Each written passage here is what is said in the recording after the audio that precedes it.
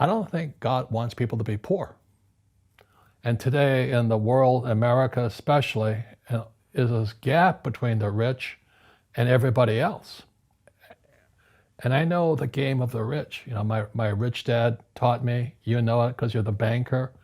The game the bankers and the rich play is different than what they teach you in school.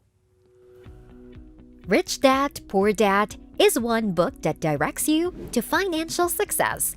Many have taken the lessons from the books to become successful in their lives. We have brought you 7 lessons from the book to get rich. Number 1, conquer our fears. Fear exists to protect us. It is neither intrinsically good or harmful. Rather, it is a tool that can help us make better judgments. Fear isn't meant to keep us passive. Rather, it's meant to motivate us to act in ways that produce the outcomes we desire.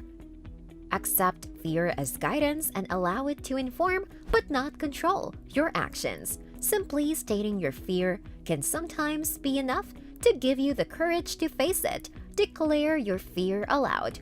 Write it down or concentrate on it. When you try to ignore your fear, it becomes more intense. It shrinks when you confront it. Without even realizing it, most of us give in to our anxieties and allow them to govern us. For example, suppose you wish to quit your work as an accountant and create a cake store. First of all, let's go back to what is financial education. It's not get a job, work hard, save money, and invest in a well-diversified portfolio of stocks, bonds, mutual funds, and ETFs. That's not it. Money is, the financial industry is 2 things, debt and taxes. Debt and taxes. Concerns about a lack of stability and rewards, on the other hand, prevent you from taking that step forward. Fear and doubt are dictating your selections for you. Fear prevents you from achieving your goals, developing professionally and personally, and releasing your full potential. In the long run, this viewpoint can be costly. In the real world, it's the courageous who go ahead, not the smart, the wealthy dad argues. Number 2, make your money work for you. You've probably heard the phrase, work to live or live to work. The majority of people work to make ends meet. If they have financial difficulties, they either wait it out or ask for a raise. This is the vicious cycle that most middle and lower classes find themselves in. So what happens to the average person in a financial crash, they don't know what to do. And right now, as you know, for the middle class of the world, we're in a crash. People with limited financial resources typically study to obtain a decent degree in order to qualify for more relevant employment and earn more money. They prefer to avoid taking chances because they are afraid of not being able to pay their bills, being fired, or not having enough money to live. On the other hand, rich individuals make money rather than work for it. In other words, they purchase income-generating assets. This is the most crucial lesson of all. A high-yield savings account is a viable choice for accumulating wealth and achieving your financial objectives. Traditional savings accounts and high-yield savings accounts work in a similar way.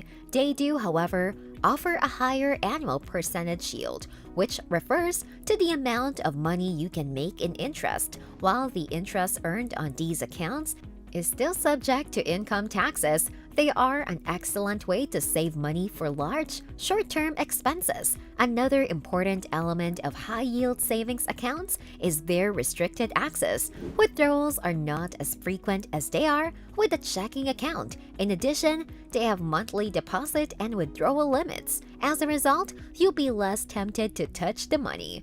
Number 3, become wealthy, not just rich. The majority of us go to work or start a business that pays us regularly. Those can be rather large in many circumstances.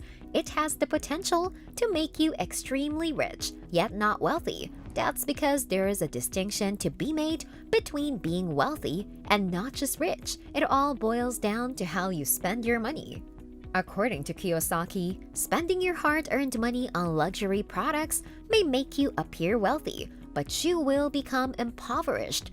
Due to your irresponsible spending, the poor and middle classes frequently purchase luxury items such as large houses, jewels, furs, jewelry, or yachts in order to appear wealthy, he writes. They appear to be wealthy, but in reality, they are only increasing their credit card debt. The long-term wealthy, the old money, establish their asset column first. The income earned from the asset column is then used to purchase their indulgences. Having a lot of money or income is what it means to be wealthy. It all boils down to the amount of money you have in your bank account. However, being wealthy does not imply that you are wealthy. In fact, being wealthy might sometimes imply a high level of spending. It could also indicate that you are heavily in debt. It makes no difference how much money you have if your spending exceeds your income.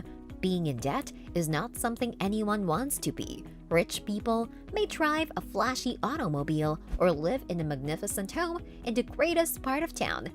But it comes with a price. Number 4, you become what you study.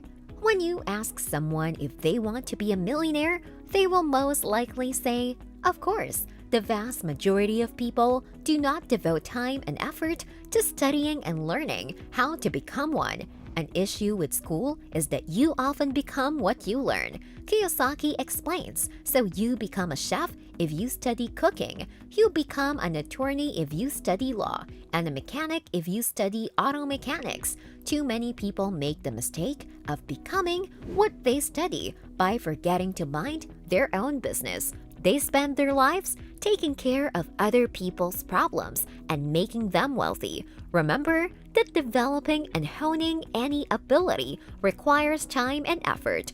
Destiny takes over when a thought becomes an action, becomes a habit, becomes a personality. All of a person's life outcomes are determined by what they do daily, depending on how they think, what they think about, and why they do what they do. So think about it, do something about it, and become that vision or lack thereof. Number 5. Work to learn. It takes time and patience to learn new abilities. When you commit to learning something new, you can improve your career prospects, expand your professional networks, and broaden your knowledge base. Most of the time, people take any job offered to them.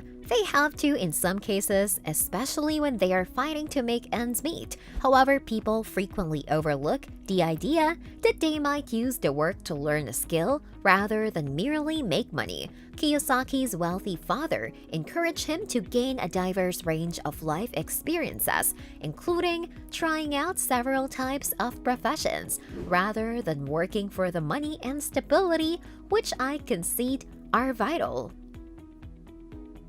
I propose they take a second job that will teach them a second skill. He wrote in his book, if you pick up valuable talents at work, they may come in handy in the future. Furthermore, you can earn money while studying and honing your talents. So, the next time you're seeking for a job, think about whether companies will be able to teach you significant and valuable skills. Number 6. Reinvest your profits. When net profits, the money left over after all operational costs and overhead have been paid, are kept and invested in activities or expenses that aim to raise the company's worth. This is known as reinvesting. A cash payout to shareholders in the form of a dividend is also referred to as a dividend. Small business owners are frequently concerned with maximizing net earnings to raise the company's worth over time. Reinvested income is not taxable because it is a business expense. Marketing and advertising expenses are among the essential line items in a small business's budget. Small businesses increasingly rely on digital marketing to get into the market and gain a significant proportion of it. Using traditional marketing platforms might be expensive. As a result, one of the most cost-effective ways to increase a small business's exposure is through online digital marketing. Number 7. Learn the difference between assets and liabilities. Liabilities depreciate the worth of your organization and reduce its equity, whereas assets raise its value and equity. The greater the difference between your assets and liabilities, the better your company's financial health. However, if your liabilities exceed your assets, you may be on the verge of going out of business. Assets are frequently classified according to their liquidity or how quickly they may be converted into cash.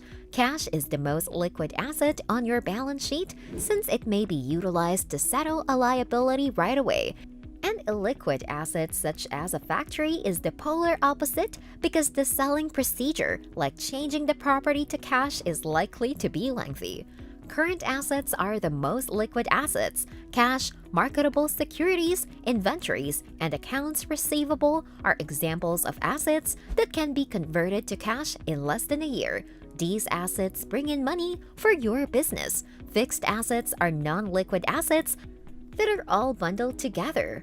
Real estate, vehicles, and machinery are examples of these. Fixed assets belong to your organization and contribute to revenue, but they are not consumed in the income generation process and are not kept for cash conversion. Fixed assets are tangible goods that often require large capital expenditure and last for a long time. Do you find this video informative or helpful? Let us know in the comment section below. Make sure to subscribe so you don't miss out on any future videos. Don't forget to like and share.